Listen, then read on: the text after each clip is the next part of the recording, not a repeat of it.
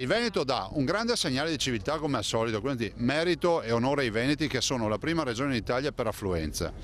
Secondo segnale una Lega che ne esce fortissima, lo dico nonostante un governo del Veneto da 8 anni, quindi vuol dire che è stato premiato il nostro governo veneto e penso che qui i cittadini si aspettino grandi risposte da Roma. Dico semplicemente che nell'agenda di qualsiasi attività parlamentare l'autonomia deve essere evasa subito anche per un fatto di rispetto nei confronti di noi veneti e di chi comunque la chiede. E dall'altro tutto il tema delle strategie o quant'altro lo dovete chiedere a Salvini, poi è lui nella stanza dei bottoni, è lui che ci ha messo la faccia appunto. I cittadini a prescindere dai partiti che hanno scelto dicono che è ora di cambiare, chiedono un cambiamento forte, radicale e sono cittadini che comunque ne hanno le tasche piene di quello che c'è stato fino ad ora.